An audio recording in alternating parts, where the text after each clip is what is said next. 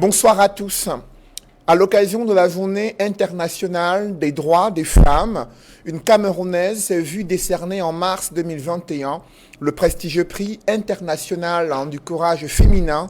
Le secrétaire d'État américain Anthony Blinken, la première dame des États-Unis, Dr. Jill Biden, l'ont plébiscité pour son rôle primordial dans la promotion des droits de l'homme et des libertés politiques en Afrique centrale, son engagement à œuvrer pour l'instauration d'une véritable démocratie et les multiples appels à un cessez-le-feu dans les zones en conflit et la mise en place d'une commission vérité, justice et réconciliation sur le théâtre de la crise sociopolitique dans les régions anglophones. Cependant, l'état de droit, les principes de bonne gouvernance, les pratiques démocratiques sont de plus en plus bafoués en Afrique centrale, une région où le réseau des défenseurs des droits humains fait son monitoring depuis une quinzaine d'années. Pourquoi l'Afrique centrale et le Cameroun ont-ils fait des bonds en arrière en matière des droits de l'homme? Les différentes commissions nationales des droits de l'homme mises en place dans l'Afrique centrale visent-elles à plaire davantage aux bailleurs de fonds ou à améliorer la culture démocratique et le respect de l'état de droit? Quelles sont les conséquences de cette situation sur l'émergence de cette sous-région en Afrique? Ce soir, c'est l'heure de vérité pour la directrice exécutive du REDAC, Maximilienne Gombe, lauréate du prestigieux prix du courage féminin, prix international décerné par le département d'État américain. Maximilienne Gombe, bonsoir. Bonsoir. Merci d'avoir accepté notre invitation. C'est toujours un plaisir. Et sur ce plateau, je suis en compagnie de Armstrong Formier. Armstrong, bonsoir. Bonsoir, Cédric Noufele. Good evening, ladies and gentlemen. Thanks for joining us on another interesting edition of our Sunday program, La Vérité en Face. Today, we are having as a guest, a special guest, Maximilian Chantan Gombe. You are a special guest tonight. You are the executive director of the Network of Defenders of Human Rights in Central Africa, REDAC, which is its French acronym. You were recently awarded the 2021 award of the International Women's of Courage Award. It was given by the United States of America, which is an award directly linked to the U.S. Secretary of State. Thanks once again for accepting our invitation. Thank you so much. Et à côté de vous, Duval, Fangwa. Duval, bonsoir. Bonsoir Cédric, bonsoir l'invité. Bonsoir, merci. Et bonsoir aux téléspectateurs d'Equinox Télévision. Maximilienne Gombe, vous le savez, la pandémie de coronavirus n'est pas seulement une crise sanitaire qui affecte l'Afrique centrale dans le domaine sanitaire et économique, mais il est aussi constaté qu'elle sert désormais de prétexte pour les restrictions des libertés. Et ce sont sur ces points que vous avez travaillé ces 12 derniers mois au Cameroun, en Afrique centrale. Qu'en est-il concrètement? Quel est le lien entre la pandémie de Covid-19 et les droits de l'homme dans la sous-région Afrique centrale? Merci. Avant de répondre à votre question, j'aimerais rendre un vibrant hommage ici au cardinal Toumi, son éminence. Voyez-vous, on vient de perdre, n'est-ce pas, dans notre pays, quelqu'un de très, très, très, très important, malgré que nous sommes dans un système qui ne reconnaît pas du tout, n'est-ce pas, ces enfants qui œuvrent pour la paix. Il faudrait, ici et maintenant, rendre un vibrant hommage, n'est-ce pas, au cardinal Toumi. La pandémie Covid-19, comme vous le savez, est venue bouleverser, n'est-ce pas, tout ce qui se passe dans notre vie, y compris, n'est-ce pas, dans nos maisons. Et c'est là qu'on aurait souhaité voir les gouvernements être plus proactifs et, n'est-ce pas, encadrer des personnes et des populations en ce qui concerne leur liberté. Parce que déjà la Covid-19 nous a imposé, n'est-ce pas, le silence, nous a imposé la restriction de ne plus avoir ce qui était, n'est-ce pas, le rituel en Afrique, s'embrasser comme on veut, se rendre visite, en tout cas cette chaleur humaine. Et si en plus de cela, on ajoute le fait de ne même plus vous exprimer, ben c'est l'asphyxie. De plus en plus, tout le monde parle de des morts du Covid-19, ce qui est vrai, mais on ne parle pas de tous ceux qui meurent du fait de ne plus, n'est-ce pas, exprimer leur droit aux libertés. Quand je parle de liberté, c'est la liberté d'expression, c'est la liberté d'opinion, c'est la liberté de circuler, c'est la liberté d'aller et venir, c'est la liberté d'aller voter, c'est la liberté sanitaire, des droits, n'est-ce pas, à une santé. Et donc, au niveau de l'Afrique centrale, comme vous le savez, nous avons fait la documentation et le reporting des cas de violation des droits humains sous Covid, et surtout en période électorale. Vous avez le Tchad est en pleine élection là aujourd'hui. Il y a, en décembre, c'était la Centrafrique. Le 21 mars, c'était le Congo-Brazzaville. Et vous savez, le Covid, les systèmes antidémocratiques, la longévité des chefs d'État, quand vous mettez tous ensemble, vous voyez bien, bravo, le recul, n'est-ce pas, des institutions démocratiques. C'est assez préoccupant au niveau de l'Afrique centrale. Précise, quand vous parlez, par exemple, de ces violations des droits de l'homme, notamment en cette période de Covid, en rapport avec les élections, ce reporting que vous avez fait, quels sont les grands axes, quels sont les éléments saillants qu'il faut retenir? D'abord, le droit à la liberté d'expression et d'opinion. Vous voyez, quand on vous dit une manifestation, c'est 50 personnes. C'est le gouvernement qui impose 50 personnes. Sauf que quand il y a, par exemple, une campagne électorale, le gouvernement a plus de 500 personnes dehors, sans masque, et chacun peut scander « Vive le président ». Mais quand, par exemple, un parti d'opposition, n'est-ce pas, veut faire son meeting, on lui impose, n'est-ce pas, 50 personnes en lui disant « c'est la loi ». Voilà. Donc, vous voyez, de manière spécifique, ce que nous appelons la restriction de l'espace civique. La deuxième chose, parce qu'on vous dit les regroupements, vous ne pouvez même plus revendiquer le droit à la santé. C'est-à-dire que même si dans une institution sanitaire, vous n'avez pas les soins, on vous refuse, n'est-ce pas, de former, de faire un meeting ou bien de faire une marche pour revendiquer le droit à la santé. Vous pouvez, par exemple, la malgouvernance, parce que c'est de ça aussi qu'il est question aujourd'hui. La Covid est aussi venue mettre à nu la malgouvernance qu'on décriait depuis, mais elle s'est accentuée avec la Covid. Parce que, vous voyez, c'est là qu'on voit bien les institutions qui sont fermées et qui ne veulent pas, n'est-ce pas, que tout le monde s'occupe, n'est-ce pas, de la chose publique. Donc, c'est spécifiquement de cela. Donc, après, il y a des libertés d'expression. Donc, par exemple, il y a des personnes qui disent nous ne voulons plus le 3e ou le 4e ou le 5e mandat d'un président. C'est leur droit absolu. On ne peut pas refuser à des militants de droits de l'homme, à des partis politiques, de dire... Est-ce qu'il y a des pays spécifiques que vous avez répertoriés? Bien entendu, il y a le Congo-Brazzaville, et vous savez très bien qu'au Congo-Brazzaville, d'abord, tous les 20 heures, il y a couvre-feu.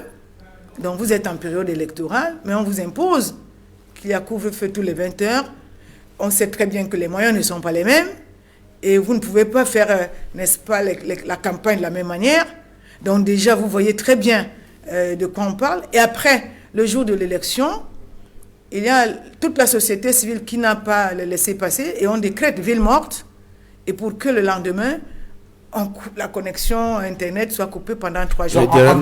Après, on va... Donc, en fait, le problème, c'est que le Covid a été utilisé comme un prétexte pour, pour masquer les violations des droits de l'homme. Donc, en fait, le problème, ce n'est pas fondamentalement les restrictions des libertés liées à la pandémie, mais c'est que la pandémie a été utilisée comme prétexte pour violer les libertés. Bien entendu. Mais ces violations de liberté, elles sont permanentes, elles sont courantes. Oui, elles sont permanentes. Le problème avec la Covid, c'est que on justifie cela. On peut justifier ça même au niveau, n'est-ce pas, international, puisqu'on continue à dire qu'il faut respecter les mesures barrières.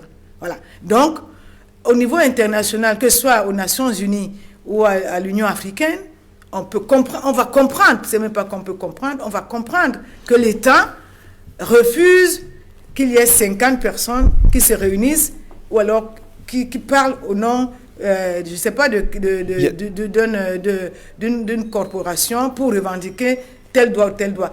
Pendant ce temps, on voit quand même que l'État s'arroge tous les moyens pour faire les grands meetings, les grands repas, les grands rassemblements. Okay. You've outlined there how COVID has been used probably to violate rights of people, especially by those you said, those controlling power within the Central African Republic. But I want you to analyze an aspect of the coronavirus which is preoccupying to the people vis-a-vis what they want. I'm talking about the issue of vaccines. You know, Cameroon is still to go directly into this, but when you read through social media, Facebook, for example, getting reactions of Cameroonians, even at the point where we have not actually had a law or a bill on that at the National Assembly, some are already saying that we don't want vaccines, or we don't want it at least to be imposed on people.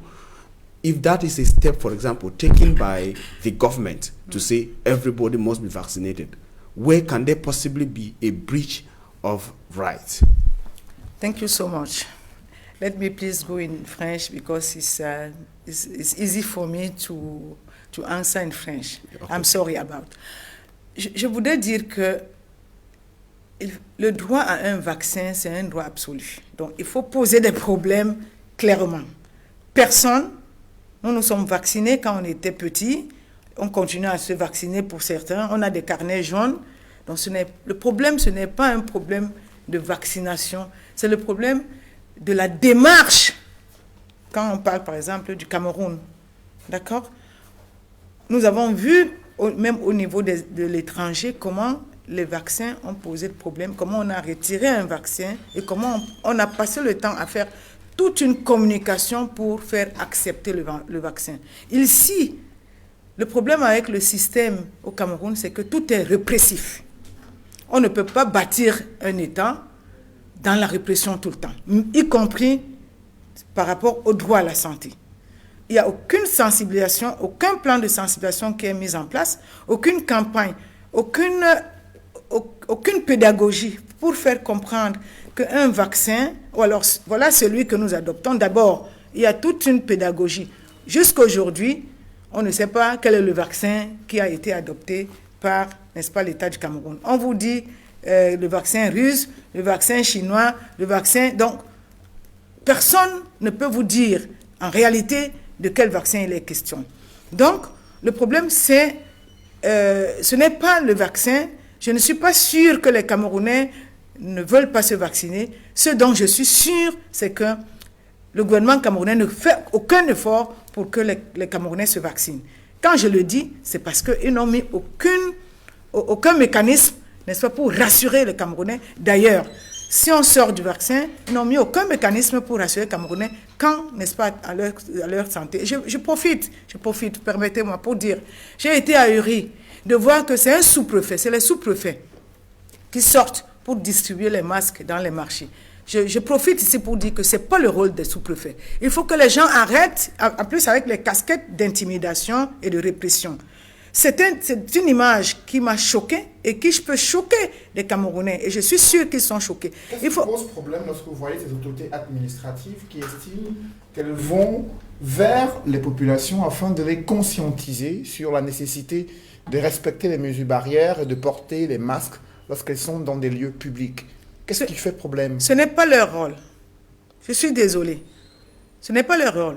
Et il y a, depuis 20 ans, on a attendu la décentralisation. On a donné une décentralisation, n'est-ce pas, ébranlée, si on peut le dire. Mais qu'on laisse au moins, même cette demi-décentralisation, faire son boulot. Les maires font quoi dans les arrondissements? Est-ce que le sous-préfet, son rôle est de sortir pour distribuer les masques? Monsieur Noufélé, vous savez ce que ça veut dire, un sous-préfet? Un sous-préfet doit être dans son bureau pour signer des documents, pour attendre, n'est-ce pas, pour écouter, n'est-ce pas, ces administrés qui peuvent avoir des problèmes, des préoccupations énormes. Et Dieu seul sait, pour signer une copie d'acte de naissance, ainsi de suite. Qu'est-ce qu'il est allé à un marché pour distribuer un masque. Mais je vais vous dire ce qui se cache. Ce qui se cache derrière, c'est la répression. C'est parce qu'on a démontré aux Camerounais que chaque fois que vous allez voir, n'est-ce pas, un administratif dehors, sachez que la chicotte va arriver. Et surtout, il ne vient pas tranquillement. Il vient avec sa casquette, avec tous ses attributs. Donc c'est pour intimider. Et je pense. Is that approach of the DO, Maximilian Gombe, is that approach of having DOs to the field, having even police officers sometimes in some areas talking about COVID-19 and intimidating? Is that approach from public officials, for example, not equal to the response, that is the behavior of Cameroonians? Cameroonians, for example, who fail to respect measures outlined by the government and consequently pushes the public officials to see that if they must respect by seeing the DOs, let the DOs go to the field. If it takes the police officers to get the people respect, let them go to the field. Dans l'étape, n'est-ce pas, de la lutte contre la COVID-19, je pense qu'il faut faire attention. Personne n'a dit ici que si il s'avérerait que les populations doivent respecter les mesures barrières, que la police ne fasse pas son travail. C'est deux choses différentes. Mais ce n'est pas le sous-préfet à dire à la police ce qu'elle a à faire comme boulot. Ça, c'est la première chose. La deuxième chose, chez nous, on dit que l'exemple vient d'en haut. Combien de policiers, là, vous avez fait le tour, vous êtes les journalistes, portent les masques. Mais pour demander à quelqu'un de respecter les mesures barrières, il faut déjà les respecter. Vous-même, ils ne sont pas nombreux. Combien, n'est-ce pas, de membres du gouvernement, lorsqu'ils sont dans des funérailles et autres, respectent les mesures barrières? On vient de suivre des funérailles, là. Le gouverneur de l'Ouest a dit, dans sa circonscription, il n'y aura plus de funérailles de plus de 50 personnes. Je n'ai rien contre le patriarche Moncam. Il mérite, n'est-ce pas, des funérailles dignes de ce nom. On aurait pu attendre si il ne devait pas avoir deux poids, deux mesures. Tous les jours, le gouvernement nous démontre que nous sommes dans un pays de deux poids, deux mesures. Quand ça les arrange, il peut y avoir 500 personnes. On voit depuis un moment, depuis un certain temps, comment ils sont en train, n'est-ce pas, par exemple, on est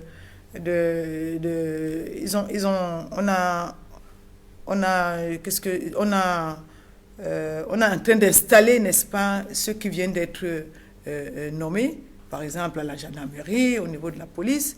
Vous avez vu que c'était moins de 50 personnes. Vous avez vu comment ça s'est passé des réceptions. Je pense que on ne peut pas demander à la population de faire ce qu'on ne peut pas, ce que vous ne pouvez pas faire en tant que responsable. Même dans votre propre famille. Si votre enfant sait que vous rentrez chez vous tous les jours à 1h du matin, vous n'allez pas lui demander d'aller se coucher à 10h, à 22h. Ou même à 20h, on va dire, mais papa ou maman, mais vous parlez de quoi là? Mais est-ce que ce discours que vous tenez, Maximilian Gombe, ne vise pas à encourager les Camerounais à ne pas justement respecter les mesures barrières, à considérer que le port du masque ne protège pas contre les risques de contamination au Covid-19? Du tout. Je voudrais rassurer et dire aux populations aujourd'hui que comme nous sommes abandonnés à nous-mêmes, portez vos masques. Distanciation sociale. En plus, dormez tôt.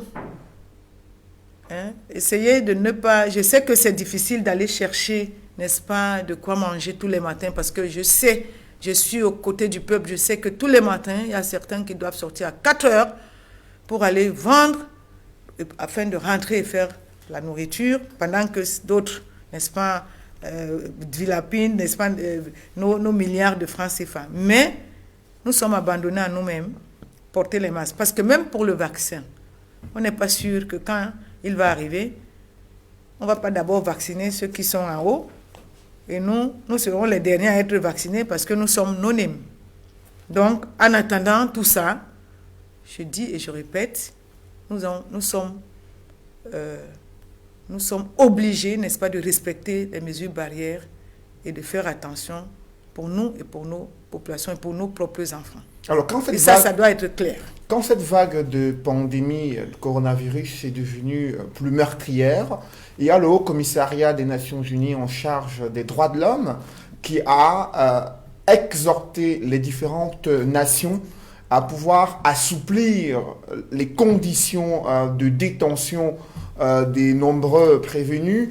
Il y a eu une demande de libération des prévenus afin d'éviter une situation sanitaire catastrophique dans les prisons qui sont souvent surpeuplées.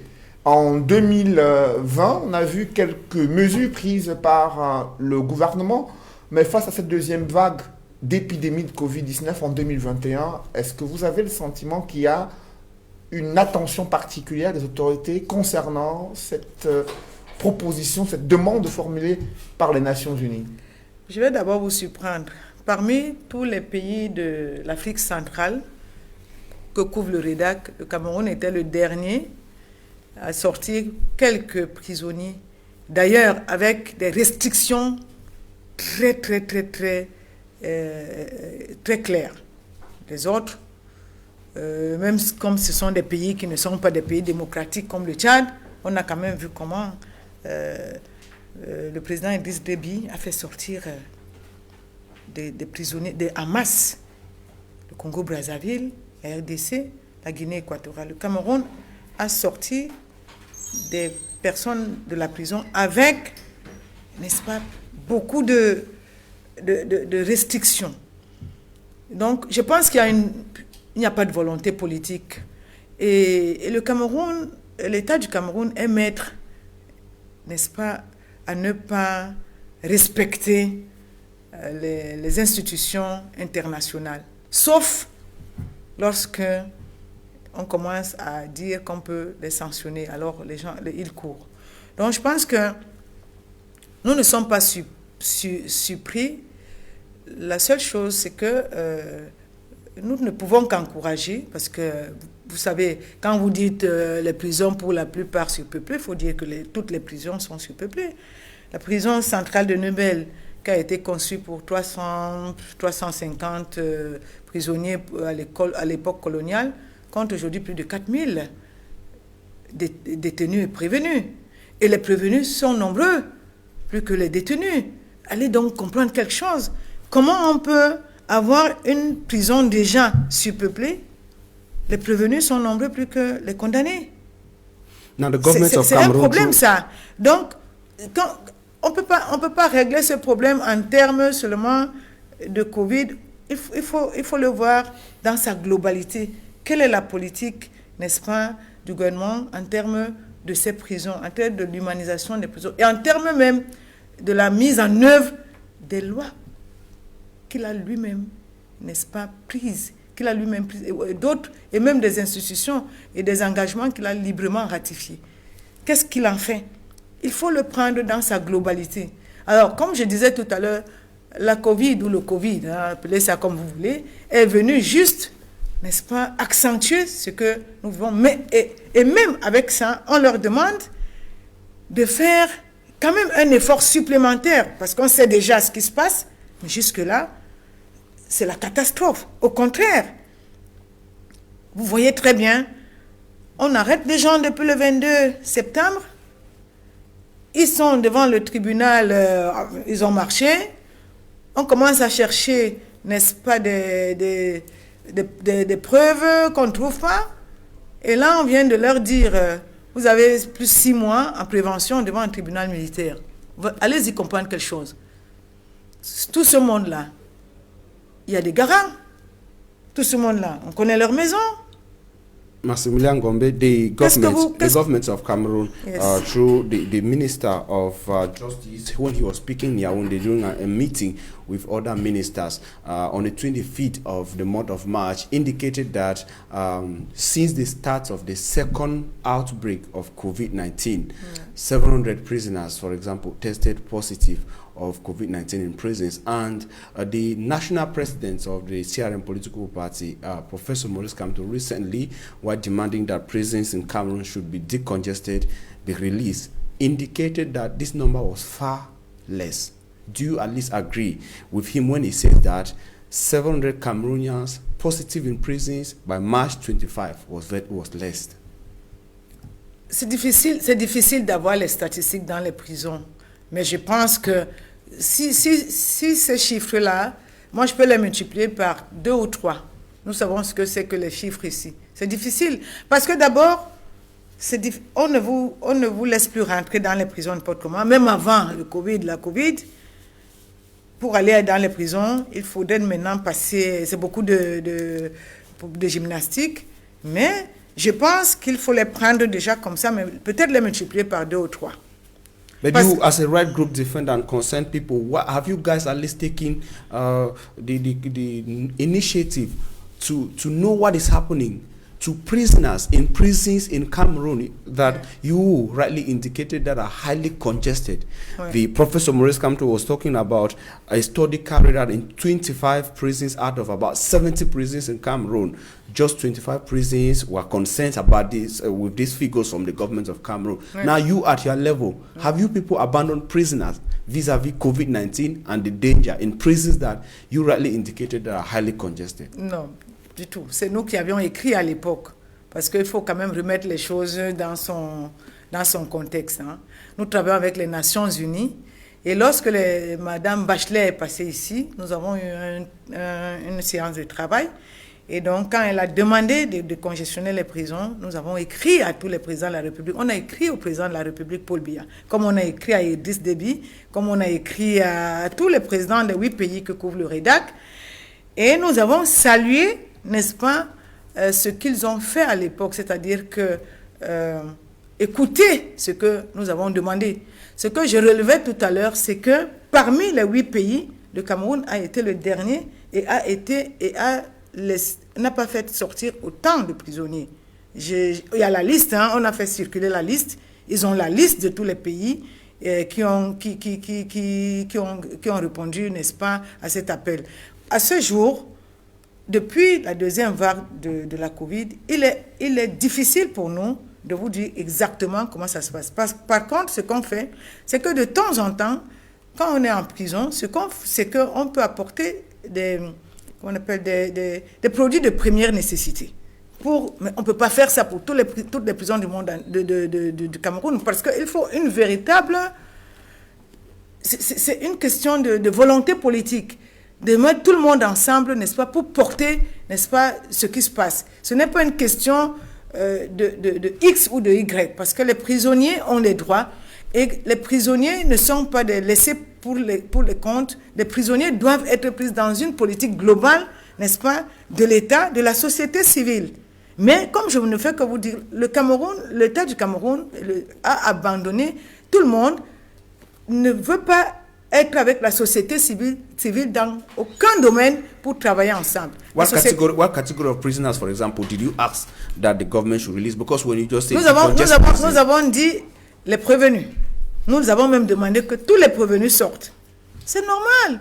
Nous avons même demandé que nous pouvons nous porter, n'est-ce pas, garant. Nous sommes une organisation internationale. Nous pouvons nous porter garant pour dire ils peuvent, n'est-ce pas, répondre devant les autorités chaque fois qu'ils sont appelés devant le tribunal. Nous avons demandé que les femmes qui sont dans les prisons, qu'on les mette dehors. Nous avons demandé des activistes, n'est-ce pas, de la crise dite anglophone, pour la plupart qui n'ont jamais vu un juge.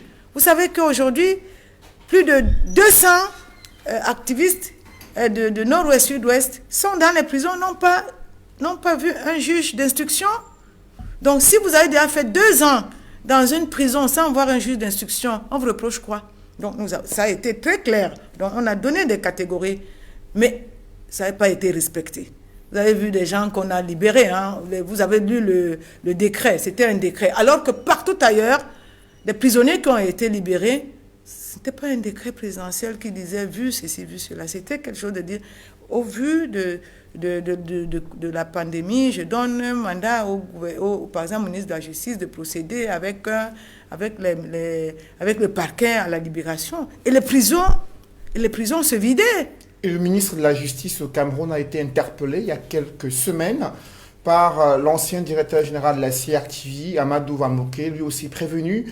Cela fait 5 ans qu'il fait face à une procédure judiciaire dont il ne voit pas l'issue et dont il s'inquiète des différentes entourloupes et zones d'ombre qui entourent sa procédure. Avec les cas de Covid qui se multiplient en prison, il a fait part de son inquiétude sur ses conditions de détention et cette longue procédure judiciaire. Qu'est-ce que vous en pensez? Le REDAC s'occupe, n'est-ce pas, du dossier Vamouké depuis. Il faut qu'on dise clairement que le gouvernement camerounais est trop cynique. C'est du cynisme, ça. Je pèse mes mots. C'est du cynisme. Pourquoi vous êtes péremptoire? Je suis péremptoire parce que lorsque nous nous occupions, n'est-ce pas, du dossier Vamouké, il n'y avait rien dans le dossier. Rien. Nous avons fait des conférences de presse. Nous avons demandé la libération provisoire. Nous avons même demandé l'acquittement parce qu'au vu d'un dossier qui était vide, je dis bien vide, je le dis de façon péremptoire. Et c'est dommage qu'un pays broie, n'est-ce pas, ses enfants comme ça. C'est dommage. Je parle de M. Vamouké, mais je peux parler d'autres, de beaucoup d'autres, qui croupissent dans ces prisons-là. Et dont les dossiers sont vides, je dis bien vides. Ça, c'est du cynisme. Et je pense que quand on le dit, on ne le dit pas parce que nous n'aimons pas le pays, mais on le dit parce qu'il faudrait que ça cesse. Mais pourquoi? Il faudrait que ça cesse pourquoi parce ces que personnes sont maintenues en détention malgré ces cris d'alerte venant de la société civile qui démontrent aux yeux du gouvernement qu'il y a des procédures judiciaires qui ne mériteraient pas de traîner en longueur?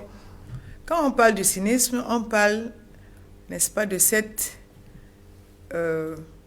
ce pays-là où toutes les instructions doivent venir d'en haut. Personne ne veut prendre ses responsabilités. La séparation de pouvoir. Le jour où nous allons arriver à une véritable séparation de pouvoir, M. Cédric Noufelé, nous ne serons plus traités comme des bêtes. Le pouvoir exécutif est devenu très fort. Encore, quand je parle du pouvoir exécutif, je dis aussi ceux qui se battent maintenant parce que la succession est très ouverte et chacun au niveau du pouvoir exécutif essaye de se positionner. Donc le pouvoir judiciaire attend les ordres de chacun qui se positionne. Et le pouvoir législatif, vous voyez très bien comment il a du mal à légiférer, sauf quand il s'agit, n'est-ce pas, d'aller se mettre dans des situations qui ne les concernent pas. Par exemple, interpeller un ministre des Affaires étrangères pour lui dire que le Cameroun est souverain, on n'acceptera plus que d'autres députés parlent de salissent l'image de notre pays n'importe comment. On attend les députés, n'est-ce pas, interpeller le ministre de la Justice sur, n'est-ce pas, des cas comme ces jeunes-là qui sont en prison depuis le 22 septembre, comme les activistes, n'est-ce pas, du nord-ouest, sud-ouest, qui n'ont pas vu les juges depuis plus de 2 ans, comme des cas de Vamouké, qui depuis 5 ans est prévenu. C'est là, on attend des députés. On attend des députés pour... On parle du cas Vamouké, on sait qu'il a été interpellé, ça fait pratiquement 5 ans aujourd'hui. Oui. Son procès a été renvoyé 64 fois. Oui. Donc jusqu'ici, il n'est toujours pas fixé sur ce qu'on nous reproche exactement. Oui. C'est vrai que c'est une situation qui sort un peu de l'ordinaire. On peut comprendre que vous interveniez pour exiger une célérité dans la procédure. Mais de là à conclure que le dossier est vide, on peut avoir le sentiment que vous faites une sorte d'usurpation. Il revient au tribunal, il me semble, au juge d'examiner la situation et de rendre une décision de culpabilité ou non. Lorsque vous arrivez à conclure que le dossier est vide, on peut avoir le sentiment que vous faites le travail de la justice. Ayez le sentiment que vous voulez. Moi, je ne suis pas dans les sentiments. Je suis dans du factuel. Je dis et je répète, vous dites une chose et vous dites peut-être, vous dites vous-même, 5 ans, vous êtes prévenu. Il y a quand même un juge. Qu'est-ce qu'on appelle un procès équitable? La première législature est finie là. Vamulke est en prison avant l'élection législative qui vient d'avoir lieu. Le rôle des députés, c'est aussi, n'est-ce pas, de questionner la justice pour leur demander, mais la société civile a ce dossier ou alors a ces dossiers. Il s'avère qu'il y a quand même des manquements graves ici. Qu'est-ce que vous faites, n'est-ce pas, pour qu'il y ait un procès équitable ici? Ou alors, comme il n'y a pas un procès équitable, et nous pouvons aussi constater ça, nous aussi, nous demandons purement et simplement sa libération. C'est pour ça que je dis c'est du cynisme au niveau du gouvernement. Parce que si vous prenez le cas en Vamulke, 5 ans, vous n'êtes pas condamné. On vous a pris, on vous dit vous avez détourné des deniers publics. Vous n'arrivez pas à prouver depuis 5 ans. Depuis 5 ans, vous n'arrivez pas. Vous arrêtez quelqu'un, vous dites que vous l'arrêtez parce que c'est vous qui avez dit que vous l'arrêtez parce que les chefs d'inculpation, les voilà. Et vous n'arrivez pas à les prouver. Et vous me dites qu'on a des sentiments, qu'on fait le travail de la justice. Alors, soit la justice est incapable, soit alors il y a quelqu'un qui ne veut pas que Vamulke et tant d'autres, n'est-ce pas, soit dehors, soit alors le Cameroun, n'est-ce pas, à la tête sous l'eau. All right. Now, in the case of Cameroon, I wanted to say, because when you say in French that his dossier is vide, my understanding is that there's no case. That's empty probably, and what they're asking him or they're holding him for is not true. But Amadou Vamulke, recently writing in his letter to the Minister of Justice, keeper of the seal in Cameroon, Laurent, so indicated that he was accused of having embezzled money while working as Director General of the state broadcaster in Cameroon. They held him for something at least, and Cameroonians know from the charges or what is being asked of him that he's being held for embezzling money. And he, in that same letter that I read through, indicated that he used the money for the growth of the CRTV, not for his personal growth, indicating somewhere that there was money that was used where it was not supposed to be used. Yes. Il n'y a pas de problème. Ce qu'on dit, c'est quand on dit le dossier est vide, c'est que on vous accuse d'avoir volé et on n'arrive pas à prouver que vous avez volé 5 ans durant. 5 ans durant, c'est ça qu'on appelle le dossier vide. On vous arrête, on commence à chercher les preuves. 5 ans après, on n'a toujours pas de preuves. Et vous venez me dire, mais il n'y a rien dans ce dossier. C'est pour ça que ça fait 5 ans qu'on est toujours en train de chercher. I want to just follow up briefly before Cedric takes the mic. I want to say this. This issue, this problem you are decrying with the case of Amadou Vamulke, you rightly said that he is not the only one, that there are several other Cameroonians who've been arrested, who are still waiting trial for several years. You said there are some Anglophones, about 200 Anglophones who are arrested and of course have not been judged. You are saying that they are still in that condition. Now, this situation you are decrying, is it only common in Cameroon, or is the same case within the Central Africa where that works and within Africa? Le Cameroun est un pays atypique, croyez-moi. Ça fait plus de 10 ans que nous sommes en Afrique centrale. Il y a des prisonniers politiques partout, vous savez, au Congo-Brazzaville. Mais vous avez vu la dernière fois, même si on déplore tout ce que le président congolais a fait pendant l'élection présidentielle, il a affrété l'avion à son rival qui est mort, n'est-ce pas, en France. Il est mort quand il est arrivé en France avec l'avion qui a été affrété par, n'est-ce pas, la présidente de la République. Nous avons un de nos collègues, Roger Bouka, qui a eu un AVC à Brazzaville. C'est le président de Sassou Nguesso qui a affrété un avion alors que il il n'était plus virulent que tous les activistes. Et qui a affrété un avion pour qu'on l'évacue en France pour ses soins.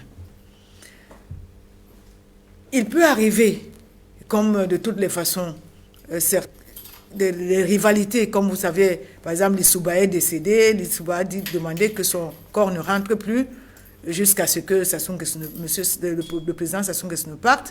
Il y a le général Mokokon. Ça, c'est des cas très, très, très, très rares. Mais ici, c'est banal. C'est-à-dire qu'on pense d'un fonctionnaire, même à un activiste de bas peuple, qui a seulement manifesté. Je vous ai pris un petit exemple.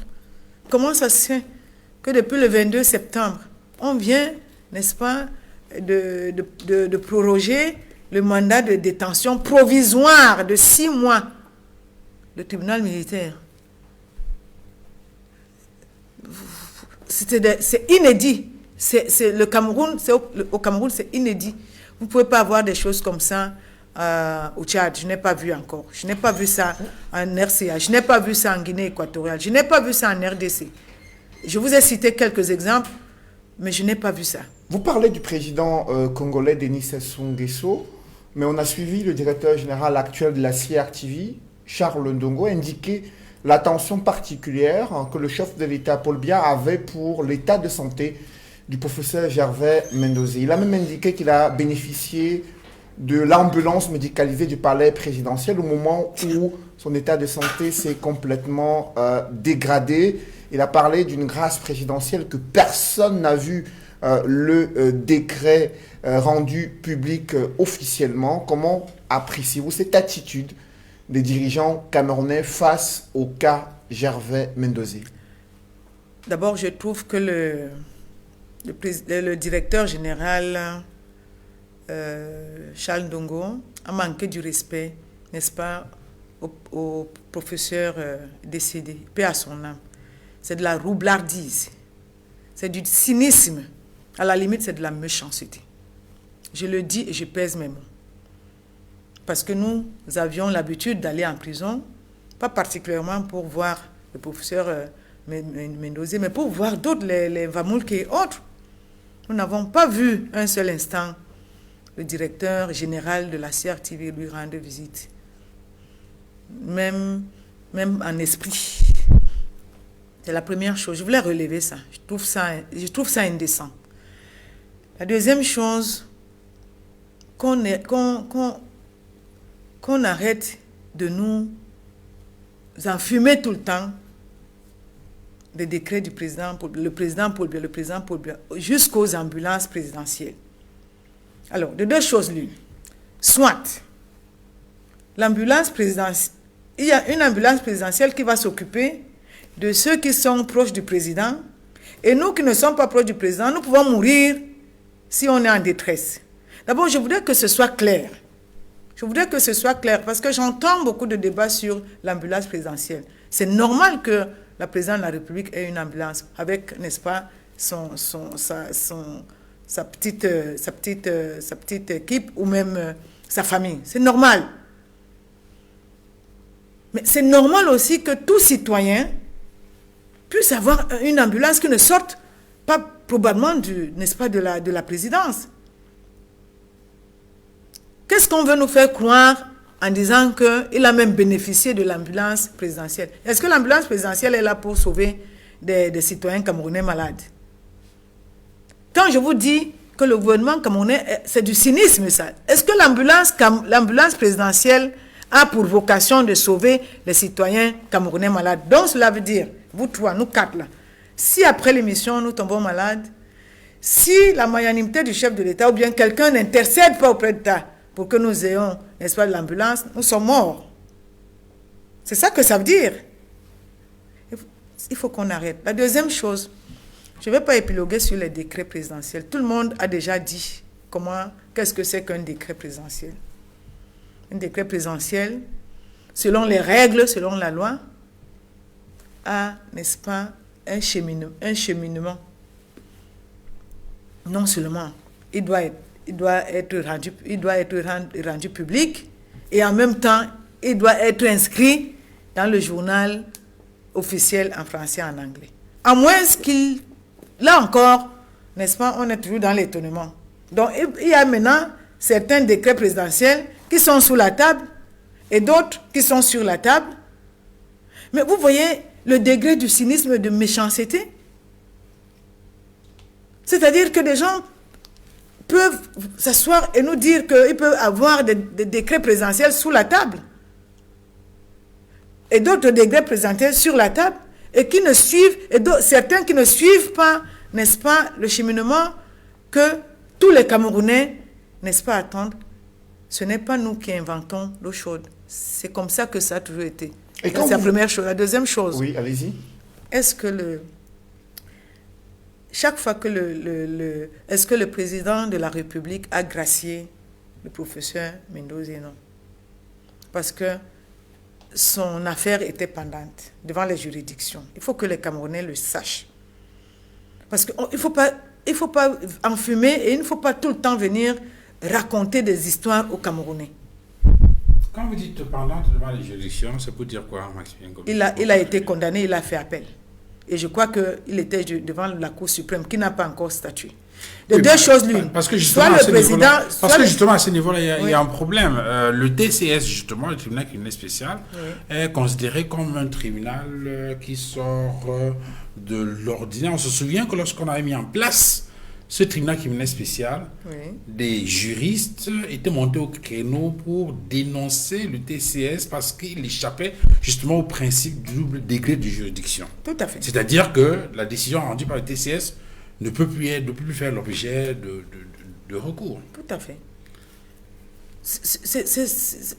De quel recours parle-t-on donc, s'agissant du cas de Mendoza? Non, c'est lui-même qui a fait appel de la décision. Il a dit qu'il conteste la décision. Et la Cour suprême, avec les éléments qu'il a apportés, peut regarder. On n'a pas dit on ne peut plus regarder sur certains aspects. On peut regarder sur ces aspects. Et non, ça n'a pas été vu. Ça n'a pas été vu. Peu importe, le président de la République est libre de gracier qu'il veut. La Constitution lui donne, n'est-ce pas, cette liberté-là.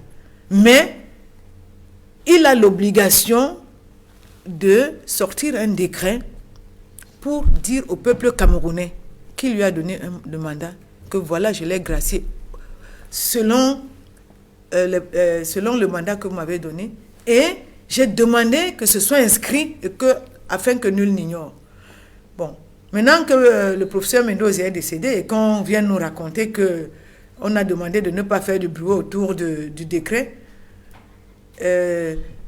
quel est l'objet? C'est pour démontrer quoi? Ça va le ressusciter? Parce qu'il faut aussi savoir qu'est-ce que des gens recherchent en venant, n'est-ce pas, humilier même un cadavre. Mais comme ils sont habitués à humilier tous les cadavres, même des gens vivants, ils n'ont même plus de décence. Maximilien Ngombe, vous avez vu les images du professeur Gervais Mendoza durant ces dernières semaines, ces derniers moments de vie, complètement affecté par la maladie, très affaibli, gravement malade. Sa famille, à côté de lui, qui essayait de faire passer ce message d'un besoin important de prise en charge sanitaire. Est-ce que pour vous, qui assurez le suivi de certains prisonniers dans les prisons, c'est un problème, l'accès aux soins de santé dans nos pénitenciers? Ce n'est pas seulement l'accès aux soins. C'est même d'abord l'humanisation des prisons. Les soins, si vous ne pouvez même pas avoir les soins, si vous ne dormez pas, vous n'avez même pas où dormir. Figurez-vous, Monsieur Noufélé, il y a des gens qui payent 300 francs pour rester debout en prison, 1000 francs, 2000, pour avoir une place debout. On va le voir, 5000 pour seulement vous agripper sur un mur. On peut parler de ça toute une soirée. Mais ce n'est pas la question. La question, c'est que moi, je veux bien. Et vraiment, j'étais choquée de voir ces images-là circuler sur les réseaux sociaux. Je voudrais aussi dire aux gens de respecter aussi de temps en temps, n'est-ce pas, l'humain. Mais je vais vous dire, il faudrait que les gens qui ont mis ces images-là sur les réseaux sociaux mettre les images de tous les prisonniers. Si vous rentrez là dans les prisons, quand vous allez ressortir de là, vous allez peut-être avoir une crise cardiaque. Il y a des gens dans les prisons, là, qui sont enchaînés là, dans les prisons, qui sont secs, qui ne reçoivent même pas le Doliprane, qui n'ont même plus personne pour leur rendre visite.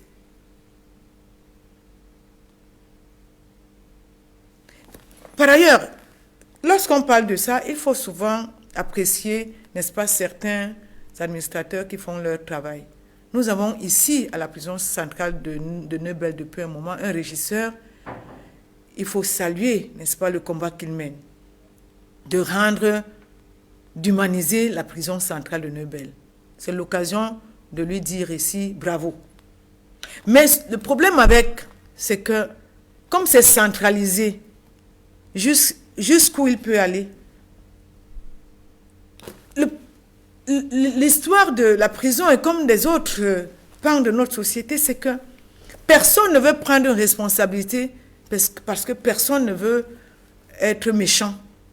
Personne ne veut assumer parce qu'on risque de dire c'est vous qui ternissez l'image du Cameroun. Donc laissez ça comme nous sommes. Ils préfèrent le statu quo. Les soins dans les prisons, comme la nourriture, l'alimentation dans les prisons, comme l'eau potable dans les prisons, comme, comment dire, les commodités pour dormir. Je vais vous dire, quand on vous met en prison, il faut déjà faire le signe de croix. Et justement, c'est ça, les pays répressifs, les pays dictatoriaux. Ils utilisent la prison pour plus vous faire peur. Parce qu'ils savent que dès que vous rentrez là, vous n'êtes plus un humain. Vous sortez plus de là. Soit vous sortez de là amoché. Amoché, ça peut être psychologique, ça peut être physique. Vous n'avez plus de force. Et donc, c'est pour cela que dès que vous êtes devant les juges qui n'ont plus, n'est-ce pas, qui ne peuvent plus rendre la justice, envoyez-les là-bas parce que c'est ça la dictature. Pour mesurer l'état de la dictature d'un pays, il faut regarder la prison, les prisons, il faut aller regarder les hôpitaux, il faut aller regarder les cellules, c'est-à-dire quand on vous arrête, dans quelles conditions on vous garde, de toutes les façons, le simple fait qu'on dise on va vous arrêter, mais vous commencez à dire c'est terminé. C'est ça. Et c'est fait à dessein. Quand la prison va commencer à être humanisée, quand les cellules, chacun sait que je peux rentrer à la cellule, je vais dormir tranquillement parce que je suis présumé innocent et je peux sortir de là parce que la justice va faire son travail. Quand tout le monde va aller à l'hôpital et savoir que je peux me soigner sans qu'il y ait l'intervention de X ou de Y, vous allez voir que nous allons commencer à sortir d'un état dictatorial. Parce que chacun va retrouver un peu de sa dignité. Parce qu'il s'agit là de la dignité humaine. On fera un focus sur les prisonniers de la crise anglophone dans la deuxième partie de cette émission. D'abord, une courte pause dans l'émission La Vérité en face. Invitée ce soir, Maximilienne Gombe, directrice exécutive du REDAC, lauréate du prix international du courage féminin décerné par le département d'État américain. Une courte pause dans l'émission La Vérité en face.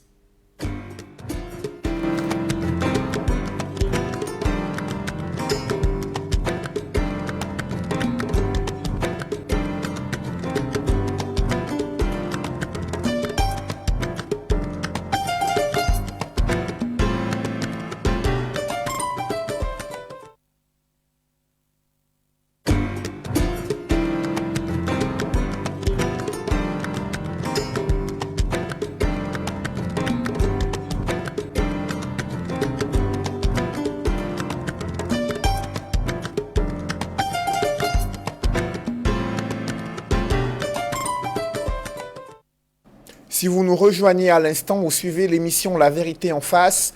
Invitée ce soir, la directrice exécutive du réseau des défenseurs des droits humains en Afrique centrale, le REDAC, c'est Maximilienne Ngombe qui est avec nous ce dimanche en direct sur Equinox Télévision. Maximilienne Ngombe, vous avez appelé plusieurs fois à la libération de ces personnes arrêtées dans le cadre de la crise anglophone. La dernière libération date de 2019, l'arrêt des poursuites prononcé au terme du grand dialogue national. Depuis 2 ans, aucune mesure de crispation allant dans ce sens n'a été prise. Au moment où vous appelez à une commission vérité, justice, réconciliation, comment vous le vivez, cette absence de libération des autres personnes arrêtées dans le cadre de la crise anglophone dont vous avez fait mention dans la première partie de cette émission? Si vous permettez, je ne sais pas si on reviendra sur le cardinal Toumi, parce que il faut dire que la commission vérité, justice et réconciliation naît parce que nous constatons, n'est-ce pas, que le dialogue n'a pas produit un grand effet. Ça, c'est la première chose. La deuxième chose, nous constatons que au-delà de la crise dite anglophone, nous sommes rentrés dans une espèce, n'est-ce pas, de stigmatisation, de tribalisation à outrance, des propos haineux et de méfiance, même vis-à-vis de nous, les compatriotes. La violence a atteint son apogée. Nous avons constaté qu'au niveau de l'extrême nord, la calmie qui régnait, les violences, les attaques de Boko Haram et les violations des droits de l'homme avaient repris belle lurette. Donc, il fallait réfléchir. Nous sommes très peinés de savoir que le cardinal Toumi est décédé sans qu'il ne puisse, n'est-ce pas, organiser sa conférence générale anglophone. Parce que c'était une préalable pour qu'on arrive à la commission Vérité, Justice et Réconciliation. Nous avons travaillé avec lui à maintes reprises et on était en phase là-dessus. Quel rôle devait-il jouer dans ce processus? Pour nous, d'abord en tant qu'homme de Dieu, parce que n'est pas cardinal qui veut, c'est pas ce qu'on dit ici, mais c'est qui peut. Et on ne compte pas des cardinals dans des pays, n'importe comment. Pour avoir un cardinal, c'est une grâce. C'est une grâce. Et nous pensions que c'était une grâce. Il devait présider la commission Vérité, Justice et Réconciliation. Il avait la capacité de présider avec d'autres Africains. Il y a même déjà un qui est déjà décédé au Ghana. L'ancien président du Ghana qui est décédé. Jerry Rawlings. Donc, on avait identifié certaines personnalités comme ça qui avaient donné, n'est-ce pas, leur OK. Nous sommes orphelins du cardinal. Je peux vous assurer que nous sommes orphelins. Mais nous pensons que nous aurons la force d'aller jusqu'au bout. Mais comment comptez-vous aller jusqu'au bout au moment où les appels à la libération des personnes arrêtées dans le cadre de la crise anglophone n'est pas suivi d'effets concrets? J'y viens. Je vous ai parlé de la dictature tout à l'heure. Et je vous parle aujourd'hui, tout de suite, n'est-ce pas, des personnalités lorsqu'il y a ce qu'on appelle conflit. Le REDAC n'est pas c'est pas son premier conflit à Manadi. Nous avons quand même, nous avons ça, qu'on le veuille ou pas, à notre crédit, la sortie de la crise en RCA. Il y a d'autres problèmes en RCA aujourd'hui, mais nous avons occupé les premiers rangs pour la signature de cessez-le-feu à Khartoum. Le REDAC était représenté. Nous avons été quand même dans la mise en place de la commission Vérité, Justice et Réconciliation en RCA. Elle n'a pas encore été effective, mais elle est déjà, le décret a été signé en 2019-2020. En 2019-2020. On attendait, n'est-ce pas, les élections législatives et autres là. D'ailleurs, on y sera là On va en RCA là, le 26 mars. Donc, nous avons une expertise. Et on ne peut pas faire la commission Vérité, Justice et Réconciliation sans avoir la volonté politique. Nous avons vu ici dans le gouvernement du Cameroun, de la République, comme on l'appelle maintenant, d'un côté, n'est-ce pas, des caciques, probablement, qui profitent, n'est-ce pas, de ces crises-là. Profiter de la crise ou bien des conflits, ce n'est pas forcément des sous. C'est aussi, n'est-ce pas, le pouvoir. Nous avons vu comment on instrumentalise aussi, n'est-ce pas, ces conflits-là pour se maintenir, n'est-ce pas, dans des positions de pouvoir. Vous avez vu lorsque les séparatistes commettent des exactions, comment tout le monde vient sur le REDAC, le poids qu'ils veulent porter au REDAC, comme pour dire condamné alors condamné. Sans même faire des enquêtes, ils trouvent déjà que c'est les séparatistes. Alors que nous, au REDAC et d'autres organisations, la méthodologie, c'est d'abord d'enquêter, avant de dire c'est X et Y. Et vous avez vu comment nous avons condamné, n'est-ce pas, les exactions de tous bords. Mais vous avez vu comment des membres du gouvernement, au plus haut sommet, instrumentalisent les Camerounais pour leur démontrer que les voilà. Ça les profite. Comme ça, ils sont bien, ils gardent leur position. Nous, on peut toujours mourir et on peut s'entretuer entre nous. Lorsque le président Paul Biya pouvait encore faire sortir les gens en prison, il le faisait. Qu'est-ce que vous voulez dire par là? Comprends qu'il comprendra. Vous voulez dire qu'il n'est plus dans les capacités de pouvoir parvenir à une résolution de la crise anglophone à travers ces signaux d'apaisement que serait la libération de ces personnes? Monsieur Noufele, vous avez bien compris ce que j'ai dit. Mais la fin du film, nous l'attendons tous et toutes. Parce que il est inadmissible. Tous ceux qui ont vu aussi des gens fonctionner. Je discutais de cela avec quelqu'un qui m'est cher. On sait aussi jusqu'où le président Paul Biya pouvait aller lorsqu'il s'agissait même des arrestations arbitraires, compris de ceux qui sont en prison. Il ne pouvait pas faire 1 an sans libérer, n'est-ce pas, des prisonniers. Il ne pouvait pas laisser ces jeunes qui croupissent en prison, qui n'ont pas vu un juge d'instruction depuis 2 ans, sans faire quelque chose. D'ailleurs, en 2019, nous lui avons demandé de faire quelque chose. Vous avez vu. Donc, ceux qui pensent que le Cameroun leur appartient et qu'ils vont amener le Cameroun dans le chaos, alors que nous n'avons que notre bouche et nos yeux tous les jours pour leur exhorter que nous sommes des frères et que quand des frères sont dans des situations telles que nous voyons, nous nous arrêtons. Nous nous arrêtons. Les frères s'arrêtent, pardon, excusez-moi, et c'est avec émotion que je parle. Les frères s'arrêtent, ils se parlent. Ça ne veut pas dire que tout le monde a raison. Tout ce monde-là, chacun a des enfants. Ça ne fait pas 1 semaine, on a brûlé la maison d'un général. C'est un général ou un colonel, je crois. Un général. Oui. Les gens m'ont envoyé les images pour me dire, le REDAC ne dit rien.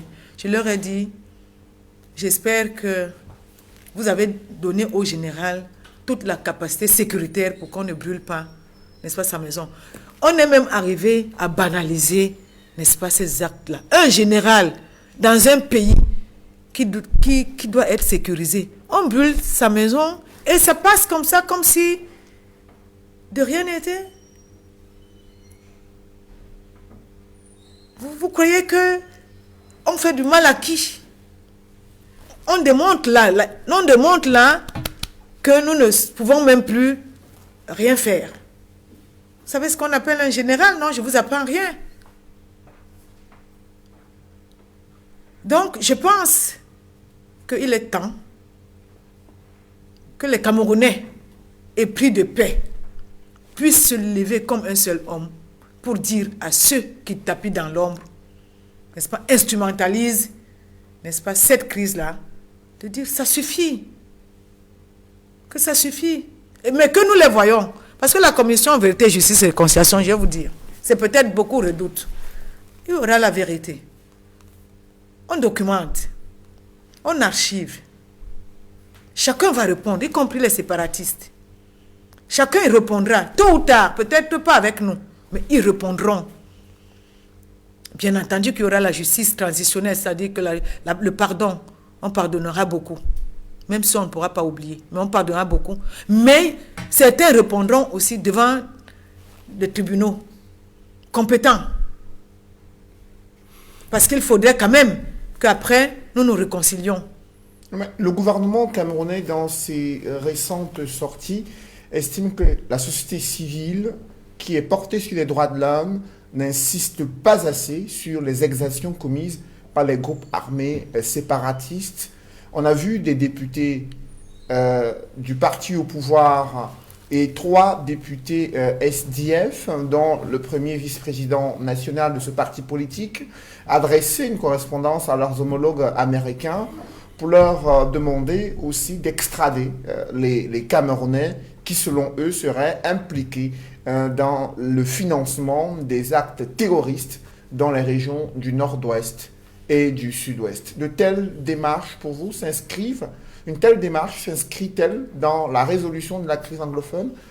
Je veux vous dire, et je continue à vous dire, que vous voyez ce qu'on appelle un pays dictatorial. La séparation de pouvoir. Est-ce que c'est aux députés de demander à un État d'extrader des Camerounais qui sont, je ne sais pas quoi, dans leur imaginaire? Non. Je pense qu'il faut que les gens arrêtent. Ça, on appelle ça des joueurs. Hein. On appelle ça vous appelez ça au quartier des joueurs. Hein. Ils pensent qu'ils font quelque chose, ils ne font rien du tout. Il y a des pays qui sont des pays démocratiques, qui respectent les droits de l'homme. Ce n'est pas parce qu'eux ici peuvent venir arrêter quelqu'un dans sa chambre, disparaître avec la personne, et c'est après peut-être 20 mois ou 10 mois qu'on sait que vous êtes quelque part, qu'on pense que ça se passe comme ça là-bas. Mais pour eux, ces députés camerounais, ils estiment que les pays amis du Cameroun, notamment les États-Unis, sur leur sol se trouveraient des personnes qui financent, qui entretiennent le discours de haine dans les régions anglophones et qui financent le terrorisme. Le Cameroun a des accords avec les États-Unis. Quand je dis le Cameroun, l'État du Cameroun. N'est-ce pas? L'État du Cameroun a des relations avec l'État des États-Unis. Ça se passe entre États. Les députés des États-Unis n'ont pas demandé aux députés ici de régler le problème anglophone. Les députés américains ont exhorté et encouragé l'État du Cameroun à se pencher ou alors à régler le problème anglophone par le dialogue en libérant, n'est-ce pas, des activistes. Voilà ce que les députés ont fait.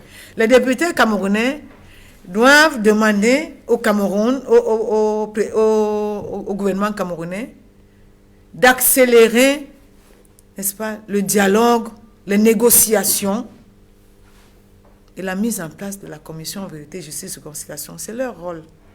C'est leur rôle. Ils ont outrepassé même leur rôle parce qu'il y a un ministre des Affaires étrangères qui a la capacité de répondre. Si le président de la République estime qu'il ne peut pas répondre aux députés, d'ailleurs, c'est normal, le président de la République ne va pas répondre aux députés, le ministre des Affaires étrangères va répondre, n'est-ce pas, aux députés ou alors à l'État en disant vos députés ont fait. Ce n'est pas des députés à faire des pétitions. Le rôle des députés, c'est pas de faire des pétitions. One of the issues raised by the MPs, the members of parliament in Cameroon, in their letter, which you are condemning and saying that they were not in their right place to write to the United States to say that they should not at least be so concerned about things in Cameroon. One of the issues they raised in their letter was the fact that the U.S. Congress was painting a very disturbing picture of the situation in Cameroon, which according to them is contrary to the realities on the ground. D'abord, j'ai toujours du mal à parler des États. Parce que les États sont membres des Nations Unies. Le Cameroun, l'État du Cameroun, là, où chacun sort là pour dire que notre État est souverain, notre ceci, notre cela. Je ne sais pas s'ils savent que l'État du Cameroun est membre en part entière des Nations Unies. C'est-à-dire que lorsqu'il y a une assemblée générale, sa voix compte. Donc lorsque un pays, je viens s'il vous plaît, lorsqu'un pays a un problème, un autre pays peut, n'est-ce pas, demander de résoudre le problème. Hein, parce qu'ils sont tous, n'est-ce pas, dans ce qu'on appelle la communauté internationale. Le Cameroun fait partie de la communauté internationale. Donc, on ne peut pas faire partie de la communauté internationale quand on veut, ou alors lorsqu'on veut. Ça ne nous arrange pas, on ne fait pas partie de la communauté internationale. Donc, le Congrès américain, en tant que organe qui, n'est-ce pas, assure la continuité du gouvernement américain, est dans son rôle de demander à un pays qui est membre de la communauté internationale, un autre pays, que nous vous exhortons, ou alors nous vous encourageons de sortir de la crise. Very well. I've gotten you there, but now my concern here was the realities on the ground. That phrase, realities on the ground. The MPs in Cameroon were given the understanding that things are getting better in the northwest and southwest regions of Cameroon. Non, vraiment, monsieur, excusez-moi. Je pense que pour une fois, j'ai entendu des ministres dire que the Minister of Territorial Administration, for example, said that they won the war. Non, il avait dit ça une fois, mais après j'ai entendu que la recrudescence de la violence, j'ai dit ça commence à venir. Vous avez entendu ça? Que ce soit le ministre de l'administration territoriale, que ce soit même le premier de la communication, ils avaient dit ça à un moment, au moment où la recrudescence de la violence. Voilà. Donc, on ne peut pas dire une chose son contraire. Ce n'est pas nous qui avions parlé de la recrudescence de la violence. Et personne aujourd'hui ne maîtrise plus ce qui se passe, n'est-ce pas, au nord-ouest, sud-ouest. On peut toujours venir faire la propagande de la guerre. C'est ça aussi, la guerre, la propagande. Parce que chacun pense qu'il peut gagner. Mais un conflit fratricide ne se gagne pas toujours avec, n'est-ce pas, les armes. La Colombie nous parle là. Ils ont fait plus d'un siècle, plus d'un demi-siècle, 25 ans de guerre. Ils viennent seulement de signer, n'est-ce pas, le cessez-le-feu. Et ils sont en train ils ont mis en place la commission vérité, justice et conciliation. Le Libéria nous a parlé. La RCA, aucun pays au monde. Donc il ne faut pas que le gouvernement camerounais se leurre. Aucun pays au monde n'a gagné, n'est-ce pas, une guerre contre ses propres frères. Yes, ça ne peut pas se passer comme ça. I asked you that question because ça ne va pas. Non, vous m'avez dit, est-ce que je pense que ça va bien? Je vous ai dit qu'il faut qu'on arrête. Si dans un pays, on a combien de généraux? Si on brûle déjà même les maisons des généraux, vous avez vu les chefs traditionnels, nous sommes sortis pour dire que nous avons dit, les chefs traditionnels nous avaient dit qu'ils ne voulaient pas rentrer. Le ministre de l'administration territoriale leur a dit, rentrez, je vais vous assurer, n'est-ce pas, la sécurité. Qu'est-ce qui s'est passé? Pourquoi on n'en parle pas? Donc quand on arrive à fond, et nous sommes tombés là, dans une situation telle que nous sommes obligés de nous asseoir. Maintenant, pour la libération, je vous ai dit, nous avons du mal, n'est-ce pas, à comprendre comment ça se passe, parce que nous ne voulons pas regarder avec les yeux. Que chacun de nous, chaque Camerounais regarde avec les yeux. Quand chacun de nous va regarder le Cameroun avec les yeux, et la façon dont, n'est-ce pas, le gouvernement, ou alors un certain nombre, n'est-ce pas, les membres du gouvernement se comportent, vous allez comprendre et vous serez d'accord avec moi que cette libération n'aura d'effet que si nous résolvons, n'est-ce pas, le problème dans sa globalité. Parce que personne ne peut, au jour d'aujourd'hui, ne peut prendre, n'est-ce pas, cette responsabilité. Yes, but you know that if there is still that mindset of key stakeholders in Cameroon, I'm talking at the level of the government of Cameroon, if they still have that mindset that things are getting better, it will be difficult for them to accept to be part of the Justice, Truth and Reconciliation Commission, or at least to give it the support that you desire to see an end to the Anglophone crisis.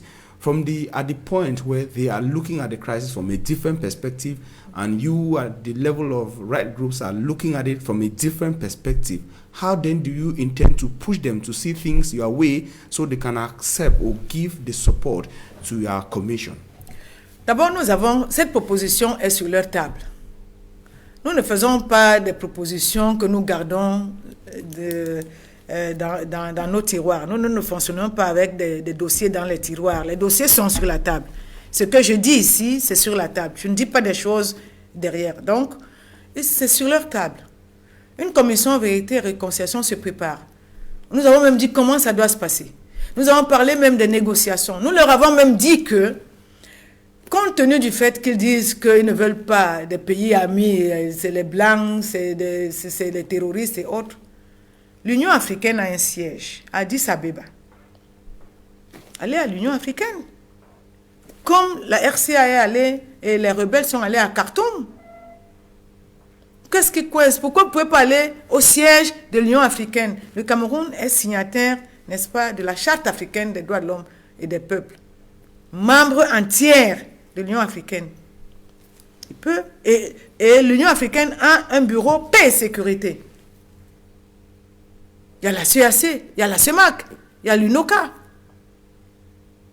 Pourquoi ils ne peuvent pas demander à tous ceux-là qui ont des expertises en la matière? Mais je vous ai dit, pourquoi? C'est parce qu'il y a beaucoup de personnes qui savent que si on va vers cette commission-là, ils vont perdre leurs privilèges. Including separatist leaders? Are you including them too? Are they part of Les séparatistes, comme il y en a au niveau du Cameroun, il y a d'autres qui sont exactement comme ça. C'est-à-dire qu'il y a des conservateurs. Il y a ceux qui ne veulent même plus rien entendre. Ils sont dans la sécession. Il y a ceux qui pensent qu'ils peuvent négocier. Le problème avec tout ce monde, c'est qu'il faut continuer à parler avec eux. Les points de discorde ne peuvent être résolus que si vous êtes assis. Je peux évoluer parce que vous m'avez convaincu. Comme je ne peux pas évoluer, et nous restons là. Mais il faut commencer d'abord à se parler. Et c'est pour ça que nous avions salué, nous tous, ceux qui avaient commencé ici. Et tout de suite, quand les conservateurs de tous bords ont vu que ça voulait prospérer, chacun est sorti parce que ça les arrange. Même au niveau des séparatistes, il y a des gens là-bas qui ne veulent pas que ça cesse. Parce que leur position de pouvoir, ils se voient des gens qu'ils sont avec... ils ont déjà un État qu'ils vont peut-être avoir demain après-demain. Ils ont peut-être beaucoup d'argent dans leur privilège. Mais nous ne pouvons pas être crampés sur cela. Ils ne sont pas majoritaires. Même au niveau du gouvernement, ceux qui ne veulent pas que ça cesse ne sont pas majoritaires. Ils sont minoritaires. Le problème, c'est que ceux qui sont majoritaires ne veulent pas prendre leurs responsabilités. Alors, pendant ce temps, la crise s'enlise. Que faut-il faire? Faut-il suivre la voie tracée par les sénateurs américains qui proposent dans une résolution, par exemple, que les États-Unis, à travers l'administration américaine, sanctionnent individuellement tous ceux qui sont contre le cessez-le-feu et contre des négociations pouvant permettre de résoudre pacifiquement la crise dans le nord-ouest et le sud-ouest. Êtes-vous favorable à ce qu'il y ait des sanctions internationales ciblées à l'encontre des membres du gouvernement ou des leaders de mouvements séparatistes impliqués dans cette crise? Nous sommes très favorables à cela. Nous avons même demandé à l'Union africaine de faire pareil. Et la Commission africaine des droits de l'homme va se tenir là dans 5 jours. Nous avons une déclaration publique qui va dans ce sens-là. Que l'Union africaine, n'est-ce pas, encourage l'État et les sécessionnistes à aller à un cessez-le-feu. Sinon, que l'Union africaine prenne, n'est-ce pas, des sanctions ciblées pour tous ceux qui sont, n'est-ce pas, contre la résolution de la crise. L'Union africaine sait qui est contre. De toutes les façons, tout le monde sait qui est contre. Que ce soit chez les séparatistes, que ce soit, n'est-ce pas, au niveau, n'est-ce pas, de l'État. It looks like it's having a double cost. Just before we started this program, Maximilian Gombe, I saw a report from your sister right group, that is the Center for the Center for Human Rights and Democracy in Africa. Yeah, you know the center. Yeah, they just published a report few minutes before we started this program about another crisis in the northwest and southwest regions. They were talking about a conflict in localities like Mwa subdivision and in Boom subdivision, a conflict between Fulanis and the local population. Oui. Il n'y a pas que ça. Les Bororo, aujourd'hui, comme je disais, la situation devient intenable. Ce n'est plus séparatiste contre l'armée camerounaise, c'est les communautés entre communautés, c'est des milices contre des communautés. Donc c'est tout un conflit dans le conflit. And the center says about 17 people, about 18 villages were burnt in one subdivision. Oui. Over 17 people killed, oui. Unarmed civilians killed in the conflict. Oui. And of course, they goes ahead to talk about what they say is some sort of, one point, a complicity from the government who at one point used other groups to fight others. Bien sûr. And a revenge, some sort of revenge from a community that were targeted by armed separatists. C'est la vérité. Tout ce qui est dans le rapport, de toutes les façons, nous sommes en accord avec le rapport parce que c'est une documentation assez sérieuse. Nous sommes d'accord, c'est ce qui se passe. C'est pour cela que nous ne pouvons pas nous taire lorsque nous voyons des atrocités comme ça, avec la complicité de certains membres du gouvernement qui utilisent des communautés maintenant contre d'autres communautés. Quelles en sont les conséquences lorsqu'on en parvient à ces conflits intercommunautaires sur le théâtre d'une violente crise sociopolitique ayant un volet militaire très important? Nous ne le souhaitons pas, mais nous ne pouvons pas ne pas lorgner le Rwanda. Parce qu'après, il n'y aura plus de... Personne ne maîtrisera personne. Le voisin ne maîtrisera plus son voisin, et même l'époux ne maîtrisera plus l'épouse. Chacun va suspecter l'autre, et il n'est pas exclu que nous arrivons à la rwandalisation.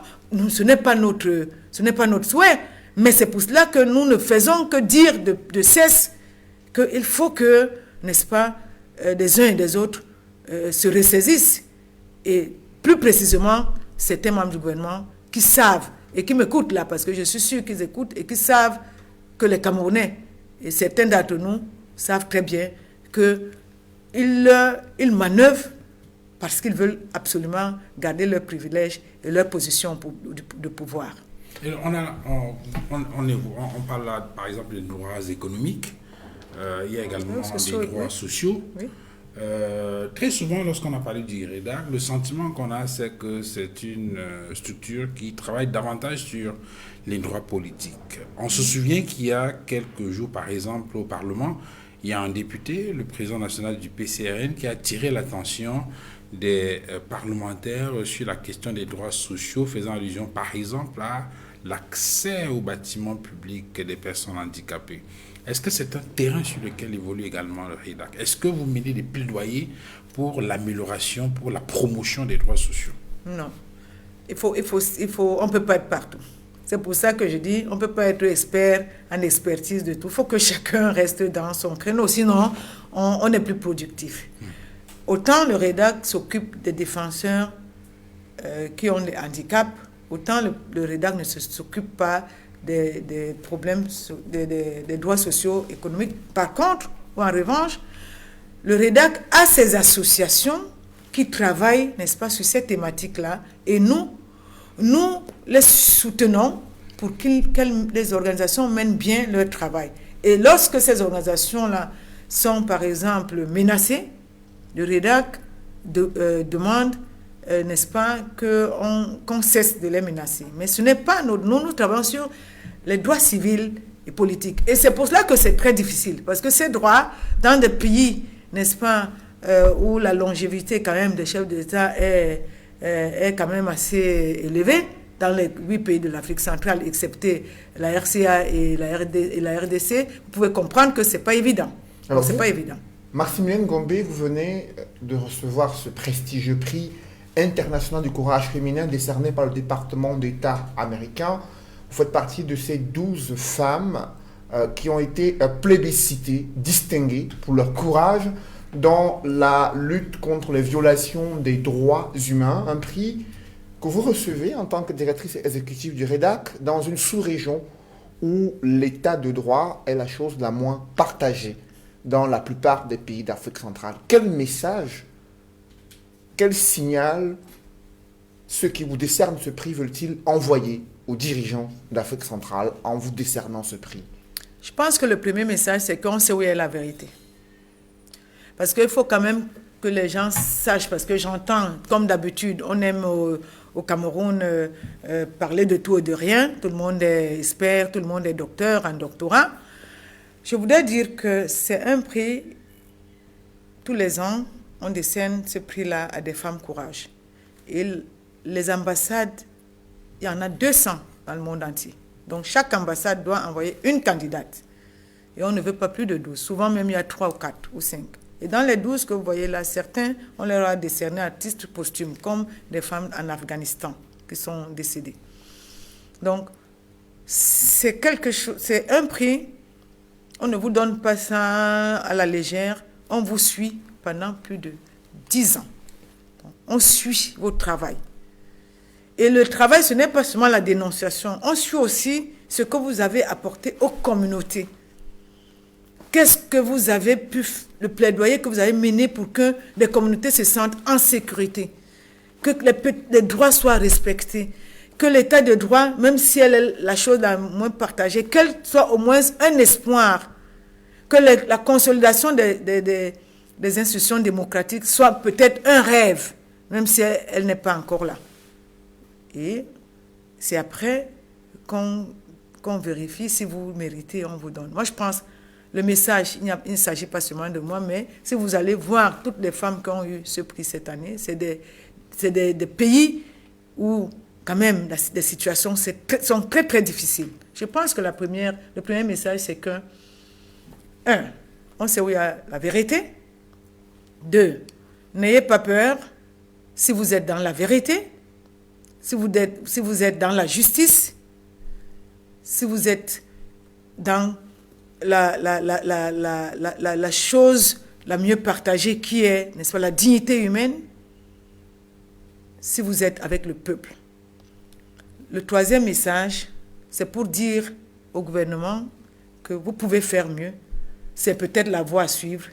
Vous n'avez pas besoin, n'est-ce pas, de jeter ce genre de personnes en pâture. Vous avez besoin plutôt de les écouter pour mieux vous améliorer.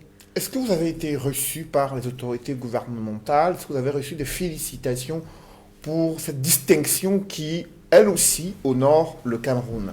Je vais vous dire, et vous allez rire un peu, parce il y a des moments, il faut rire, même quand la situation est grave. Lorsque je suis au courant du prix, ici à Kinox, le vendredi matin, je suis invitée le vendredi matinal avec Eric Fopoussi. Et puis j'entends félicitations.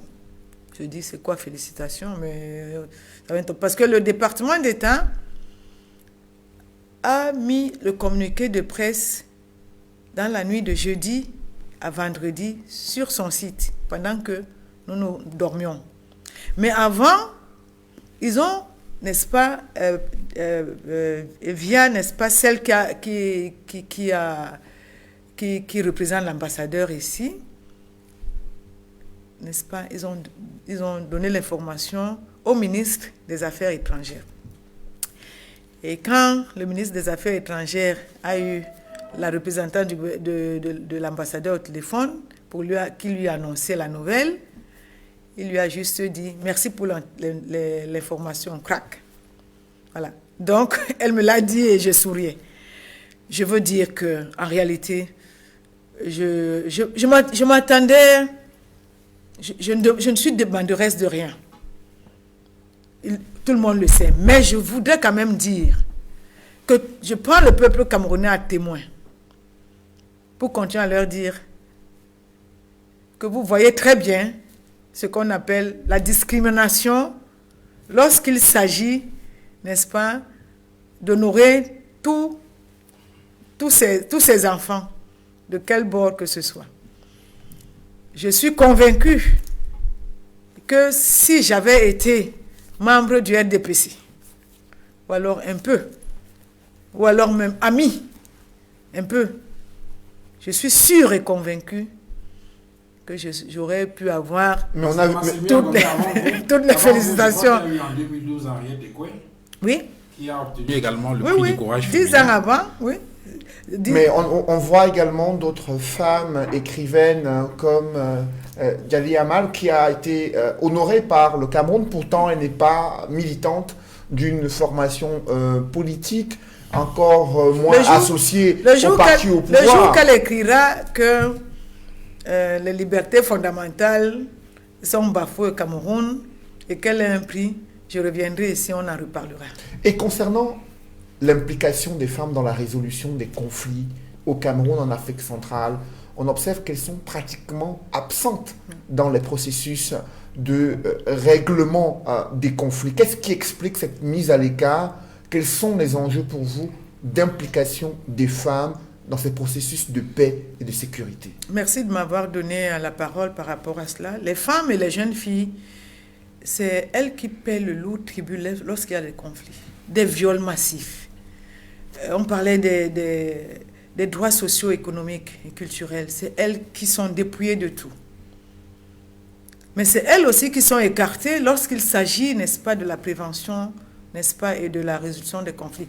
Mais avant, je voulais vous dire, quand même, que les Nations Unies, M. Fall est venu ici, de l'UNOCA, le représentant du secrétaire général des Nations Unies en Afrique centrale, pendant 30 minutes, n'a fait que des éloges par rapport au prix. Et a demandé, et m'a dit que je m'en vais dire au gouvernement que pour nous, Maximilien doit porter, n'est-ce pas, la lutte pour, n'est-ce pas, les négociations et la paix au Cameroun.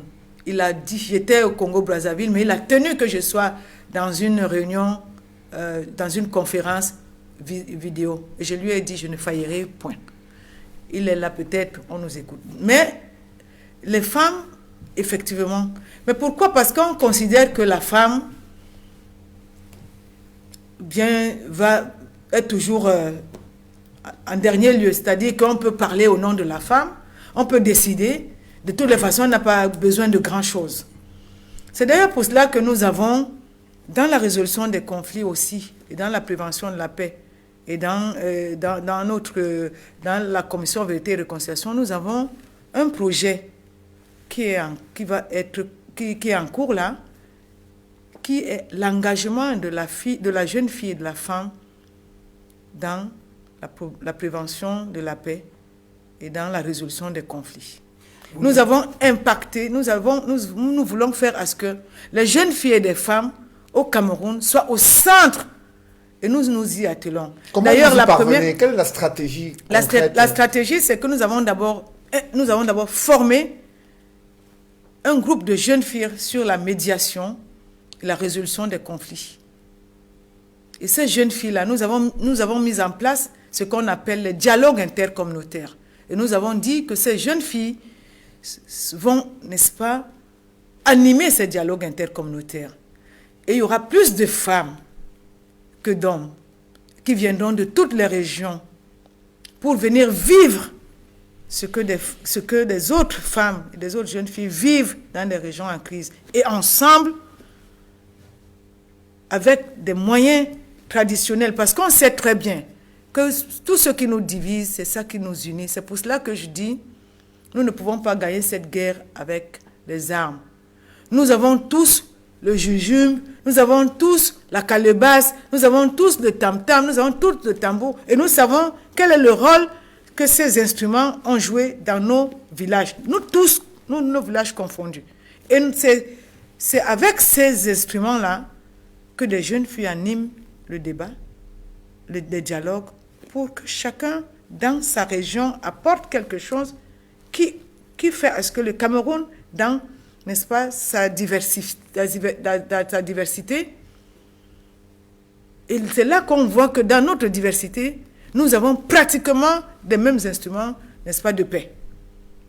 Et donc, le premier dialogue va se tenir le 21, le 22, le 23 dans le littoral. Et nous pensons que le gouvernement camerounais va envoyer, n'est-ce pas, des autorités pour venir encourager ces jeunes filles-là et ces femmes-là pour qu'elles soient, n'est-ce pas, qu'il y ait un impact. Et je vais vous dire, le jour où les jeunes filles et les femmes vont être au devant de la scène ici au Cameroun, vous allez voir que la crise dite anglophone va commencer à trouver des solutions. And more to that, in the Fan region too, we understand that you are decrying a situation where women are kept aside when it comes to making key decisions or moving out of crisis. But we are also seeing women being used by Boko Haram, for example, as suicide bombers. We are having reports, be it from Human Rights Watch or other non-governmental organizations, talking about many persons who have been killed recently, about 80 killed between December 2020 and 2021. As of now, 80 persons killed. But talking about a high number of women who are either being used as suicide bombers or are attacked and killed by women. We have the impression that women at one point leave themselves to be vulnerable in the hands of these terrorists. Non. Non. Je dis non. C'est nous, c'est l'État qui rend, n'est-ce pas, des jeunes filles et des femmes vulnérables. Et lorsqu'elles deviennent vulnérables, les terroristes récupèrent. D'ailleurs, nous sommes en train de faire une recherche pour, n'est-ce pas, faire sortir les jeunes filles, n'est-ce pas, de leur de l'extrémisme violent. Et donc, cette recherche-là, on voit très bien que ce n'est pas elles qui deviennent vulnérables, ou alors elles ne veulent pas être vulnérables, mais c'est qu'elles sont dans des conditions telles qu'elles sont obligées de devenir vulnérables. C'est-à-dire, quand vous n'avez pas de conditions pour aller à l'école, quand vous n'avez pas de conditions, n'est-ce pas, pour manger à votre faim, quand on vous envoie dans un mariage à 13 ans, à 12 ans, à 9 ans, chez un monsieur qui a déjà 5, 6, 8, 10 femmes, et on vous dit que c'est parce qu'il va vous acheter des pagnes, et puis vous serez madame telle, madame l'autre, et que le gouvernement ne fait rien pour protéger, n'est-ce pas, ces jeunes filles-là. Qu'est-ce que vous voulez? Ce qui reste, c'est d'aller... D'autres filles qui n'ont pas eu le privilège, entre guillemets, d'être conduites à ces mariages-là, et qui veulent aussi avoir un confort. Pensez, qu'est-ce qu'elle va faire? Quelqu'un va lui dire, ben écoute, moi, au nom d'Allah, tu peux mourir, mais tu vas laisser ta famille avec... je ne sais pas, un peu d'argent et tout ça là. Ben, et puis, comme elles sont dans l'ignorance globale, parce que instruites, c'est elles qui sont limitées, autres, mais pourquoi pas? Donc, c'est pour cela qu'il faut tout le temps, interpeller le gouvernement pour qu'il prenne ses responsabilités. Je suis toujours embêtée lorsque les gens parlent de mettre tout le temps les séparatistes sur le même pied d'égalité que le gouvernement. Ça aussi, c'est embêtant. À moins qu'on veuille nous dire que le gouvernement n'existe plus. C'est le gouvernement qui a la responsabilité de notre sécurité. La responsabilité, n'est-ce pas, de nos biens. La responsabilité de nous donner de notre bien-être. Et lorsque le peuple lui dit, la voie que tu es en train de prendre pour notre bien-être, pour notre sécurité, n'est pas la bonne, il a l'obligation d'écouter la voix du peuple. C'est ça la vérité. Et dans cette Afrique centrale, Maximilien Ngombe, pour terminer cette émission, l'on observe une multiplication des zones de conflit dans la sous-région Afrique centrale, notamment dans des régions où il y a la pauvreté, il y a le manque d'instruction et il y a ce besoin d'amélioration des conditions de vie. Et cela fait face à une longévité extraordinaire, longévité record des présidents à la tête de leur pays. C'est là où ces zones de conflit se multiplient. Vous, en tant qu'actrice, activiste des droits de l'homme, qui observez l'évolution de la société dans la sous-région Afrique centrale, qu'est-ce que vous proposez concrètement au leadership de la zone CEMAC, la zone CEAC? Je voudrais d'abord dire effectivement que c'est préoccupant. C'est préoccupant, l'Afrique centrale, avec la longévité des chefs de l'État. Au niveau de la CEMAC, je pense qu'au niveau de la CEAC aussi, c'est préoccupant. Dans notre proposition de la Commission Vérité, Justice et Réconciliation, que nous voulons que ce soit dans la sous-région, là où il y a des conflits, il y a effectivement la question, n'est-ce pas, de la gouvernance, la question des formes de l'État et la question aussi des institutions démocratiques. Si je prends l'exemple du Cameroun, parce que nous avançons là, en RCA. La RCA, c'est un exemple, comme on dit, qui doit parler aux autres. On sait ce qui se passe en ce moment, on sait ce qui se passe, mais sur la globalité, la RCA est sur le bon chemin. Quand on revient au niveau du Cameroun, vous voyez très bien qu'en 1996, dans la Constitution, a demandé qu'il y ait la décentralisation. 1996 jusqu'à aujourd'hui, ça fait 25 ans. J'ai entendu qu'il y a déjà la décentralisation, mais vous voyez très bien, depuis un moment, les crispations entre les autorités au niveau central et les maires. Juste pourquoi? Parce que le Cameroun a dépassé le stade de la décentralisation. Ça ne peut plus marcher. Il faut dire les choses clairement. Ça ne peut plus marcher. Là, je parle en tant que citoyen camerounais. Ça ne peut plus marcher. On ne peut plus aujourd'hui penser que la décentralisation va marcher. Ça, c'est la première chose. La deuxième chose, la façon dont les élections se passent au Cameroun, et même en Afrique centrale. Vous avez vu, je vous ai parlé un peu du Congo. Hein, vous écoutez le Tchad, là. Mais prenons le Cameroun, parce qu'on ne va pas faire de l'amalgame. Avec ça, en face, se passe aussi au Cameroun. On ne peut plus faire des élections, on ne peut plus... Les Camerounais ne veulent plus les élections comme ça. Mais quand on le dit, il faut poser le problème sur la table. Ça ne peut pas se négocier chacun dans sa case. C'est tout un système qu'il faut revoir. Tout un système, du sommet jusqu'à la fin. Parce que c'est ça qui va permettre une alternance véritable démocratique. Un préfet, un sous-préfet, un gouverneur, donc vous voyez comment il y a trop d'administration centralisée.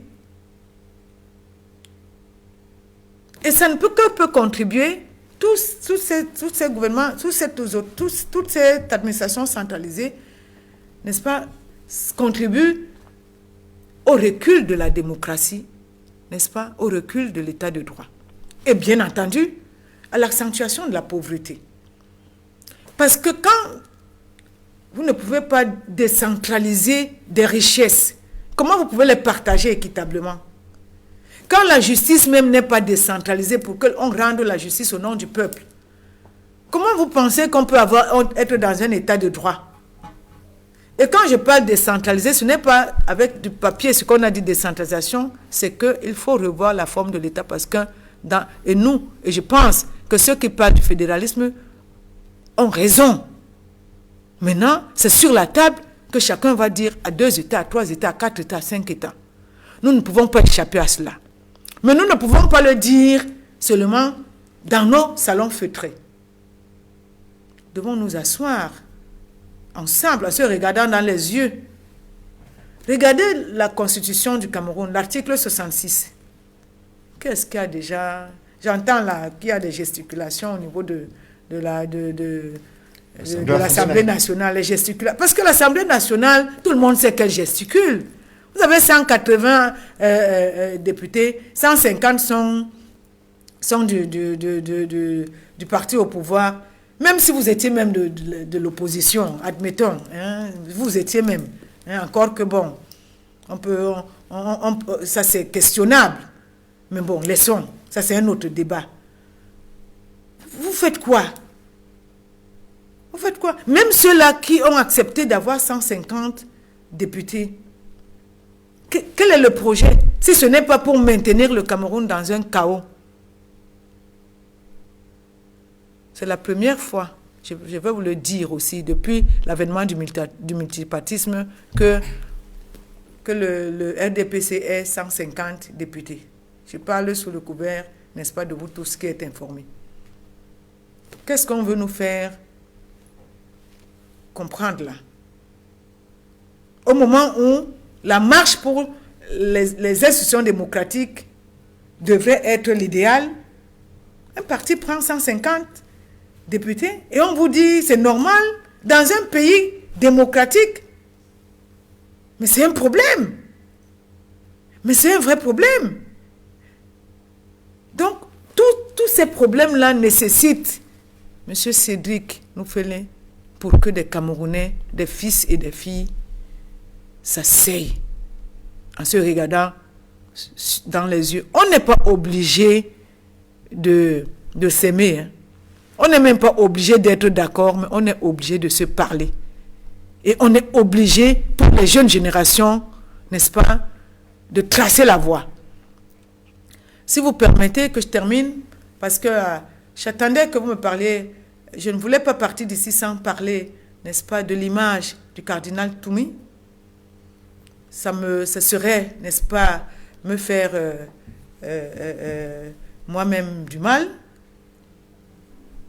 Le cardinal Toumi, du vivant de tout le monde, on n'a jamais vu le corps d'un prélat sur les réseaux sociaux. Un prélat. Je parle d'un prélat. Et c'est le seul cardinal que nous avons. Nous avons vu le corps, c'est l'abomination. Nous n'avons pas vu la sortie du ministre de l'administration territoriale. C'est le ministre de la Santé. Je ne sais pas qu'est-ce qu'il vient faire là, qui vient condamner, n'est-ce pas, cette sortie-là. Le ministre de l'administration territoriale. Parce que dans les images, on a vu le ministre, les personnels de la santé qui étaient... Et alors, c'est les personnels de la santé qui maintenant administrent la société. Le ministre de la Justice, même au niveau de la présidence, on aurait dû, on aurait pu, on attendait. Et j'espère qu'en m'écoutant, peut-être, ils vont se rattraper. Que comme ça, dans ce pays, lorsque même le corps d'un cardinal comme cardinal Toumi se retrouve sur les réseaux sociaux, c'est que le Cameroun est dans une situation assez compliquée et que ça nous parle. La deuxième chose, le directeur général, je lui donne le directeur général de la CRTV, avec le ministre de la communication, le ministre de l'enseignement supérieur. J'aurais souhaité les voir faire une émission spéciale à la CRTV pour le cardinal Toumi. J'avoue que je n'ai pas toujours été au Cameroun, mais depuis que le cardinal Toumi est décédé, je suis là. On n'a pas vu ça. Les Camerounais n'ont pas vu ça. Ce n'est pas bon. Ils ont diffusé un entretien que le cardinal Toumi leur avait accordé. Un entretien n'est pas un entretien, ce n'est pas une émission spéciale. Une émission spéciale. Je ne sais pas ce que vous entendez, si vous savez ce qu'on appelle un cardinal. Je n'ai pas vu, n'est-ce pas, à la une de Cameroun Tribune, un adieu au cardinal Toumi. Je suis très peinée. Là, je parle à mon nom personnel. Qu'est-ce que vous voulez insinuer, Maximilien? Je veux insinuer que un État qui broie, l'État du Cameroun, le gouvernement camerounais, a humilié le cardinal Toumi de son vivant. Et j'ai le sentiment que cette humiliation va le poursuivre jusqu'à sa dernière demeure. Mais on a vu la lettre de condoléances du chef de l'État adressée à l'archevêque métropolitain de Douala. Dans cette lettre, le président Paul Biya salue la mémoire du cardinal Christian Toumi et adresse ses condoléances sincères à la communauté chrétienne catholique je pense que cette et lettre, à sa famille biologique. Je pense que cette lettre était sincère. Je peux le dire pour une fois. Pour ceux qui pensent qu'on ne dit jamais, elle était sincère. Je l'ai trouvée sincère. Ce que je n'ai pas compris, c'est qu'elle vienne, n'est-ce pas, 4 jours après. Mais on peut toujours dire que l'agenda du président est trop surchargé. On n'en sait rien. Mais je pense qu'elle était sincère. Mais ce que je voulais dire, c'est que je n'insinue rien. Je veux simplement dire que les Camerounais et les Camerounaises doivent savoir que on ne peut pas humilier les Camerounais et les patriotes qui se battent pour un Cameroun meilleur. L'histoire retiendra de toutes les façons que vous l'avez fait. Nous n'avons pas besoin de reconnaissance, mais nous avons besoin d'un peu de respect mutuel.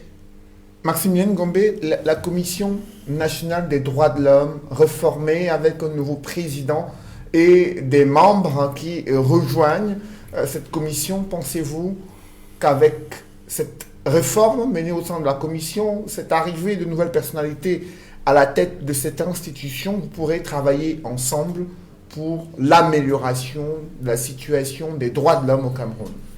Le rôle des organisations de la société civile, c'est de travailler avec les commissions nationales des droits de l'homme. On sort là du Congo. L'État, le gouvernement congolais, les autorités congolaises nous ont refusé les accréditations à la Commission nationale des droits de l'homme du Congo et aux membres de la société civile, entre guillemets, qui leur posaient problème par rapport à l'observation des élections. Donc vous voyez très bien que nous pouvons travailler. J'étais avec le président de la commission. On envisageait, mais parce que la commission là-bas est du côté des organisations de la société civile. Ici, depuis la mort du docteur Chemouta, non seulement on a dépouillé la commission de peu de membres comme la secrétaire générale Eva Mayer qui était un militant des droits de l'homme, comment on l'appelle, Tilda Kumishi, qui était un membre de la société civile. On a mis tous ceux qui sont contre les droits de l'homme. Il y a le président, tout le monde le sait. Ce n'est pas, de toutes les façons, avec le rédacteur lui-même, nous sommes même devant le tribunal, parce qu'il a dit un jour que nous avons mis en place des activités pour déstabiliser le Cameroun. On attend toujours qu'il nous demande. On espère qu'un jour les enquêtes seront, voilà, la justice. Vous portez plainte, on n'entend pas des protagonistes, le dossier dort toujours, parce que bon, il y a des gens qui sont des justiciables, d'autres ne sont pas des justiciables. Voilà. Donc, il y a 2 poids 2 mesures. Donc, pour nous, la désignation de la commission, cette fois-ci, n'a pas respecté les normes. Il y a des principes de Paris. Il y a des principes pour mettre en place la commission. La mandature passée, nous avons travaillé avec la commission sans problème. Avant même, la question Yandal, on a enlevé des gens en prison, en symbiose. On a travaillé en symbiose. Des dossiers qui n'étaient pas du ressort du REDAC, on les envoyait, n'est-ce pas, à la commission. Et ça se passait très bien. Aujourd'hui, on a même peur d'envoyer des dossiers parce que ces dossiers-là vont se retrouver contre même ceux pour lesquels on doit, n'est-ce pas, se battre. Donc, je pense qu'il est bon qu'on dissolve la commission-là. Vraiment. Si des gens qui ont mis la commission-là, comme je disais, c'est parce qu'ils veulent garder leur position de pouvoir et de privilège. Vraiment, il ne faut pas... Est-ce qu'il ne faut pas attendre au moins de juger ces personnalités au pied du mur? Mais on va juger des gens qui étaient déjà là. Il y a des gens qui étaient présidents par intérim. Et on a vu les positions de quelqu'un qui est censé protéger les défenseurs ou alors les droits de l'homme, qui dit clairement que l'État, les militaires doivent arrêter tout le monde, que les gens qui ont marché pacifiquement doivent être condamnés. Ce sont des sécessionnistes, des terroristes. Le président de la Commission nationale ne parle pas comme ça. De toutes les façons, nous sommes en contact avec le réseau, n'est-ce pas, des commissions nationales des droits de l'homme. Ils nous ont déjà saisis, nous avons dit ce que nous avions à dire. Et il ne faut pas que demain, après-demain, le Cameroun dise le REDAC, ça l'est toujours, parce qu'on le dit tout le temps, on le dit là. Il est temps que les institutions soient fortes. Il est temps. Mais comme on sait que les institutions ne peuvent plus être fortes, il est temps que les gens s'asseyent pour qu'on revoie toutes ces institutions-là. On fait déjà trop de mal à tout le monde. Et nous sommes heureux que vous avez pris de votre temps pour discuter avec nous ce dimanche.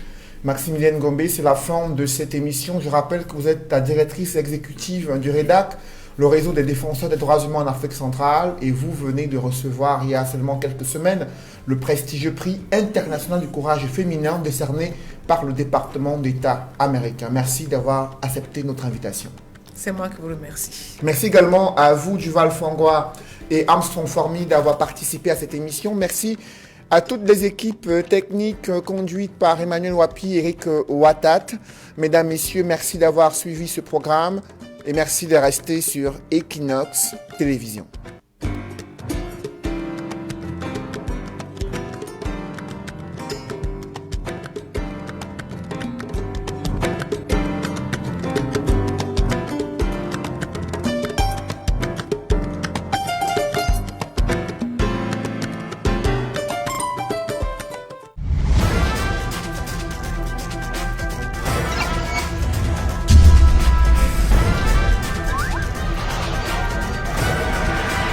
Equinox Télévision, au-delà de l'image, nous rendons compte.